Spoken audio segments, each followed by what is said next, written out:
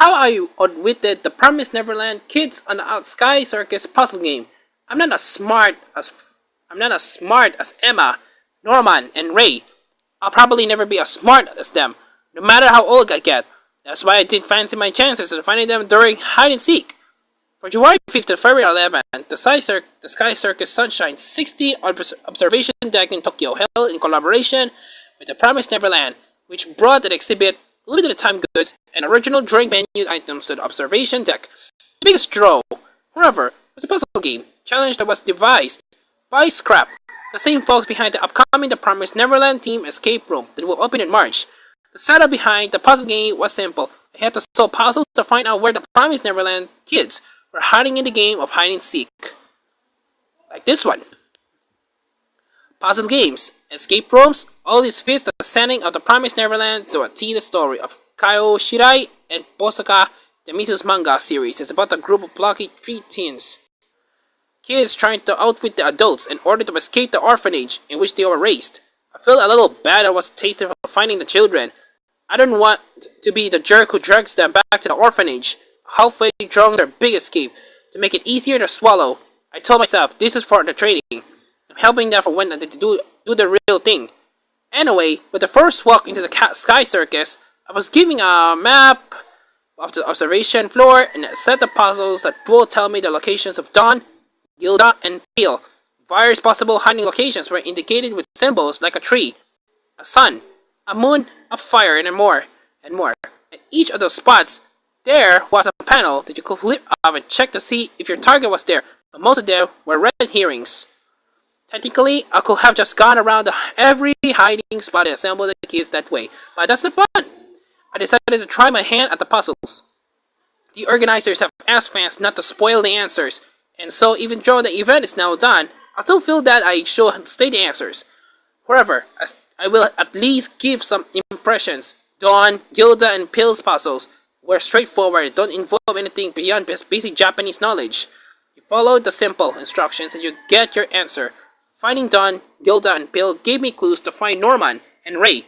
It was again pretty straightforward once I matched all three clues up. However, when I arrived at the area where Norman and Ray are supposed to be, I was greeted with a dark corridor. Down the walls were around 20 or so panels with numbers written on them. I started at the first one, which directed me to a different number panel when I had to make a choice about which panel to go to next. I realized quickly that this was like one of those choose your own adventure books. It was really hard to figure out what the right choices were.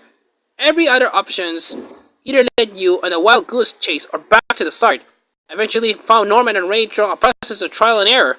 To get a clue to find the last child, Emma. Finding Emma was but the far the hardest puzzle. At first, I thought I had the trick all worked out, but when I went around testing my theory, I realized it was a red herring. I went around of every single spot on the map after that, and I still didn't find Emma. I saw some other people doing the puzzle as a staff for help, so I did that too, but she also gave me a false lead. At last, I went back to the staff member and asked for help one more time, and she told me that my original theory was correct, but I just had to apply it to a different context. The final answer blew my mind. In the end, I managed to find Emma in the last place. I expected to find her. Yes, I needed some help for the last stretch, but I was pretty proud of myself for understanding and solving every puzzle in my second language. I rewarded myself with a iced lemonade in Emma's image. They were selling at the cafe, even though they call it lemonade. I suppose there was more like a float. I want to point out that intent behind the puzzle game is to get you to explore every inch of the observation deck. Besides offering impressive views of the Tokyo metropolis, it has interactive areas for kids and adults and virtual reality experiences. It was my first time at the Sky Circus, and I ended up having a great time there. The Maya exhibit was nice, too, showing off various designs, materials, and character art.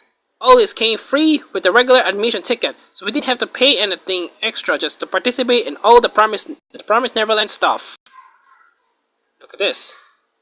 As a prize for winning the puzzle game, I got the postcard promoting the escape room, even though I managed to solve the puzzles this time. I'm not sure about my chances with the escape room. I got the impression that the Sky Circus puzzle game was aimed primarily at children. Also, there was no time limit to solve the puzzles, while the escape room only gives you 1 hour. I may have outwitted the promised Neverland kids this time, but only because I had all the advantages on my side. I'll be definite liability to Emma and her friends if I participated in their escape.